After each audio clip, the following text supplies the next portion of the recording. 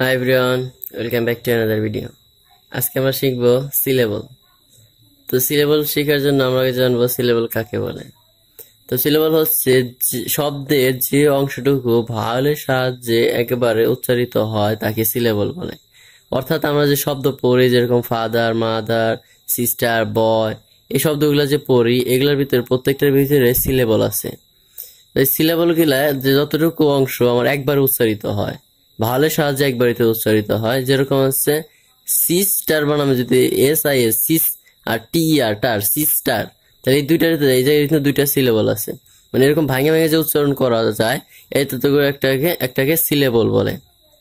এই সিলেবল হচ্ছে 4 প্রকার: একটা মনোসিলেবল, একটা ডাইসিলেবল, একটা ট্রাইসিলেবল আর একটা পলিসিলেবল। হচ্ছে আমাদের 4 প্রকার সিলেবল। প্রত্যেকটাকে যেরকম আছে, প্রথমে কি মনোসিলেবল। তো মনোসিলেবলটা কি? যেসব ওয়ার্ড একটি মাত্র সিলেবল থাকে তাকে মনোসিলেবল বলে। এরকম যে ওয়ার্ডের ভিতরে একটি সিলেবল থাকে, অন্য কোনো সিলেবল নাই, বা একবারই উচ্চারিত হয় পুরো ওয়ার্ডটা, এটাকে একটি সিলেবল বলে। যেরকম বয়, টয়, ড্রাই, প্রত্যেকটা কিন্তু একবার উচ্চারিত হয়ে গেছে, দ্বিতীয়বার আবার আমাকে জিহ্বাটা বা অন্যভাবে উচ্চারণ করতে হয়নি। এটা হচ্ছে আমাদের মনোসিলেবল। তো দ্বিতীয় নম্বরটা হচ্ছে আমাদের ড্রাই সিলেবল। ড্রাই সিলেবল হচ্ছে যেসব ওয়ার্ড এ দুটি সিলেবল থাকে তাদেরকে ড্রাই সিলেবল বলে। যেরকম কি আছে, যেরকম হোপফুল, তাহলে হোপ একটা, ফুল একটা, তাহলে যে দুইটা সিলেবল আছে, এইটা হচ্ছে ড্রাই সিলেবল। যেরকম বাদার, তারপর সিস্টার, এগুলো প্রত্যেকটাই কি ড্রাই সিলেবল, অর্থাৎ দুইটা করে পার্ট আছে বা দুইটা করে অংশ আছে। তারপর হচ্ছে আমাদের ট্রাই সিলেবল। তো ট্রাই সিলেবলটা কি? ট্রাই সিলেবলটা হচ্ছে যেসব ওয়ার্ড এ 3টি সিলেবল থাকে তাদেরকে ট্রাই সিলেবল বলে। যেসব ওয়ার্ডের ভিতরে 3টি সিলেবল থাকে তাদেরকে ট্রাই সিলেবল বলা হয়।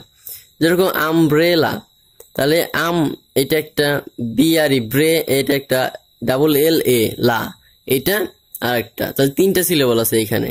তো এই 3টা সিলেবল যেহেতু হয়েছে, সেই কারণে হচ্ছে আমাদের এটাকে ট্রাই সিলেবল বলে। অর্থাৎ একটা ওয়ার্ডের ভিতর যদি 3টে সিলেবল থাকে তাহলে এটাকে ট্রাই সিলেবল বলে। তারপরে হচ্ছে আমাদের কে পলিসিলেবল। পলিসিলেবলটা কি? পলিসিলেবলটা হচ্ছে যেসব ওয়ার্ডে 3-এর অধিক সিলেবল থাকে তাদেরকে পলিসিলেবল বলে। যেরকম কি আছে ইউনিভার্সিটি। ইউনিভার্সিটিটা কি? ইউ একটা, নি একটা, ভার একটা, সি একটা, টি একটা, এ হচ্ছে ইউনিভার্সিটি। এটা ট্রাই সিলেবল, এখানে 4টে পলিসিলেবল। এটা এখানে কারণ হচ্ছে এখানে 4টে সিলেবল আছে। যেরকম আছে আরো আছে ইন্টারন্যাশনাল, তাহলে এটা একটা সিলেবল, এটার ভিতরে কি পলিসিলেবল, এটার ভিতরে 4টে কি সিলেবল আছে। ইন একটা, টার একটা, ন্যাশনাল, ন্যাশিও একটা, ন্যাশনাল একটা, তাহলে এটা এখানে আমার 4টে সিলেবল আছে, অর্থাৎ এটা হচ্ছে পলিসিলেবল যুক্ত ওয়ার্ড। তাহলে এইখানে আমরা বুঝতে পারি যে সিলেবল 4 প্রকার, একটা মনো, ডাই, ট্রাই, পলি। তাহলে এই 4টে হচ্ছে সিলেবল। আর এই সিলেবলটা পড়ার মাধ্যমে আমাদের কি হইতে পারে, বা এটা পড়বো আমরা কি কারণে পড়বো? তো সিলেবলটা পড়ার মাধ্যমে আমরা যে ইংরেজি ওয়ার্ডটা উচ্চারণ যে করি, উচ্চারণের সুবিধার্থে আমরা এই সিলেবলটাকে ব্যবহার করতে পারি। যেরকম আমাদের এই ব্রাদার বললাম, অনেকে আমাদের ব্রাদার মানে ব্রাদার উচ্চারণটা হয় না, সেখানে BRO ব্রা, TAECR দার, তাহলে এইভাবে যদি আমরা উচ্চারণ করি অনেকটাই সহজ হয়ে যায়। তাই আমরা যখন নতুন কেউ ইংরেজি শিখতে চাই, বা আমাদের যারা নতুন মানে ইংরেজিটা পড়াতে আমার সমস্যা আছে, তারা এই মানে পদ্ধতিটা ফলো করে দ্রুত ইংলিশটা শিখতে পারি।